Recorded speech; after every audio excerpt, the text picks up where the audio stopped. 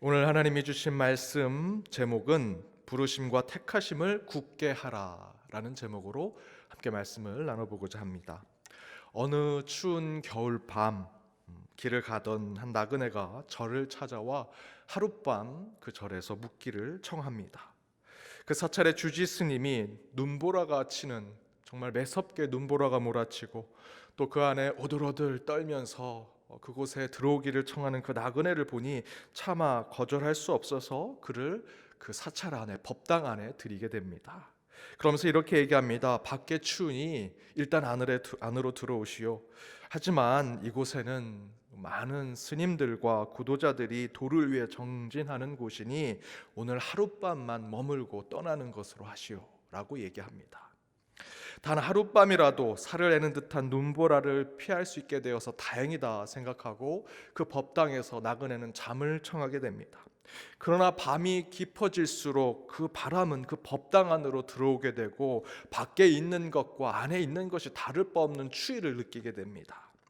동시에 잠을 자던 주지승도 한 시간쯤 잠을 자다가 뒤척이며 그래도 법당이 추울 것이라 생각이 들어서 이불 몇 개를 들고 법당으로 가게 됩니다.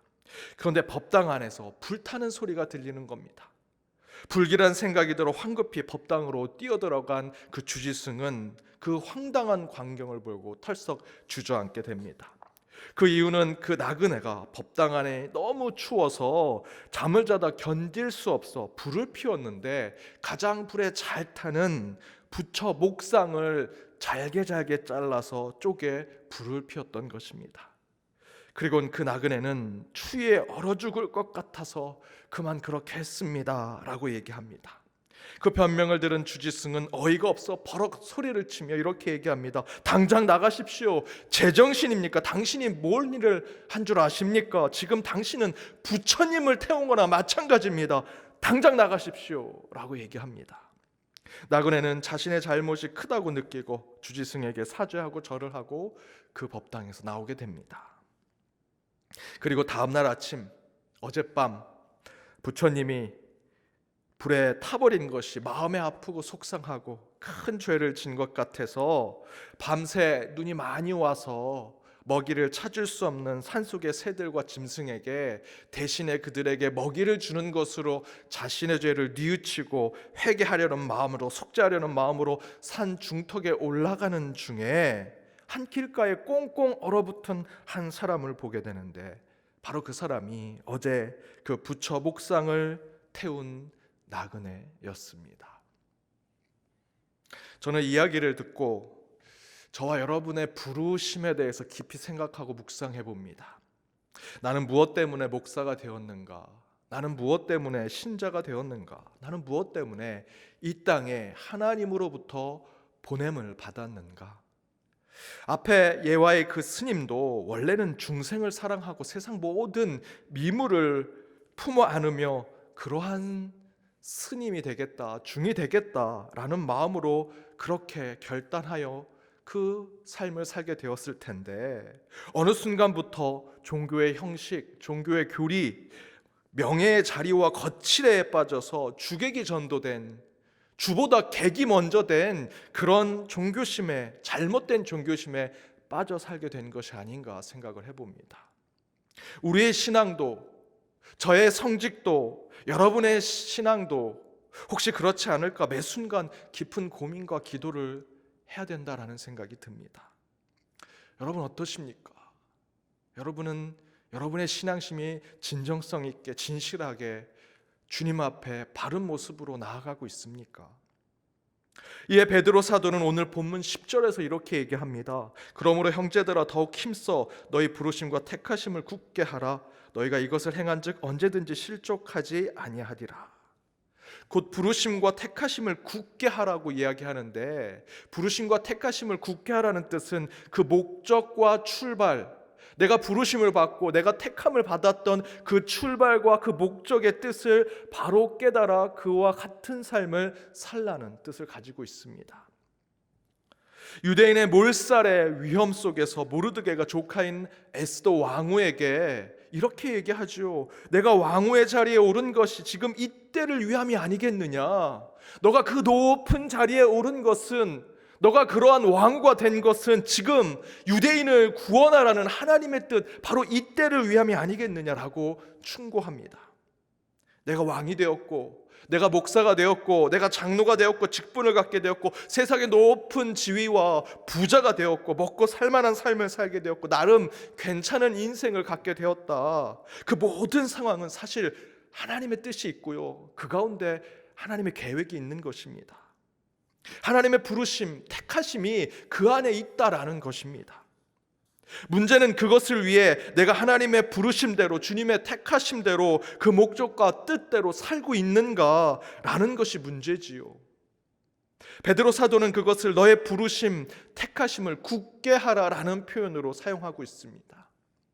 그렇다면 하나님의 부르심, 택하심을 굳게 하라는 것, 더 강하게는 하나님의 부르시고 택하신 대로 살아가는 방법이 무엇일까? 저는 그것은 초심을 갖는 것, 초심으로 돌아가는 것이라고 생각합니다. 주님이 처음 부르셨던 그때 뜨거움, 그 간절함, 그때 그 열정으로 돌아가는 것이 나를 부르시고 나를 택하신 것, 그것을 굳게 하는 것이다.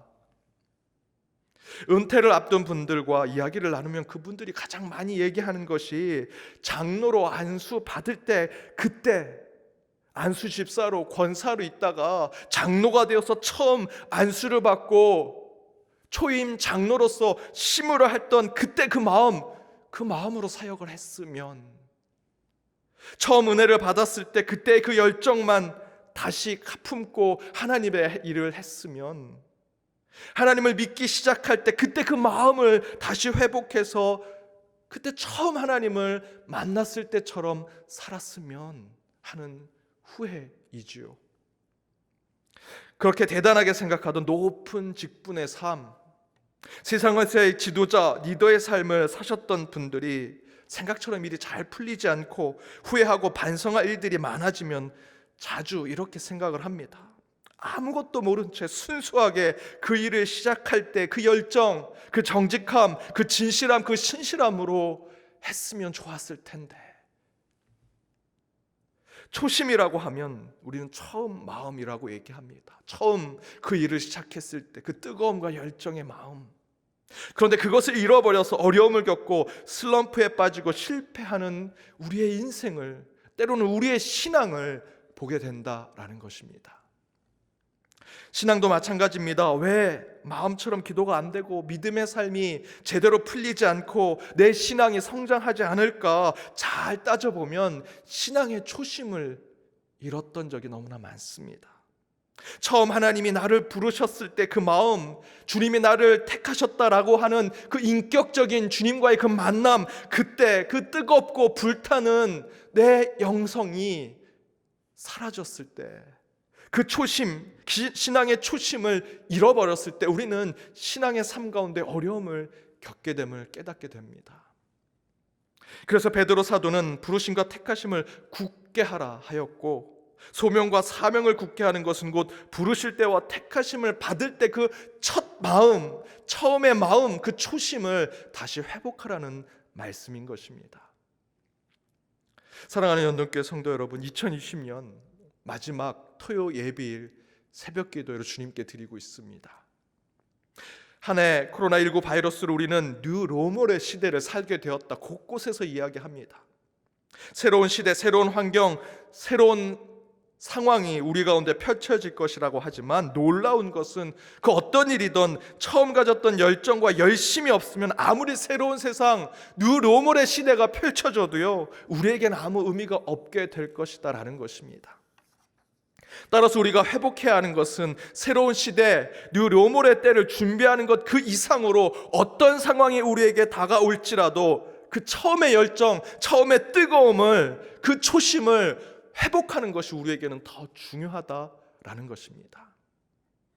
2020년 마지막 주말, 한 해를 돌아보며 다시 돌아가야 할 그 초심, 처음 마음, 그 첫사랑, 그 마음을 새기며 새로운 한 해를 맞이하시는 저와 여러분 모두가 되시길 주님의 이름으로 축복합니다.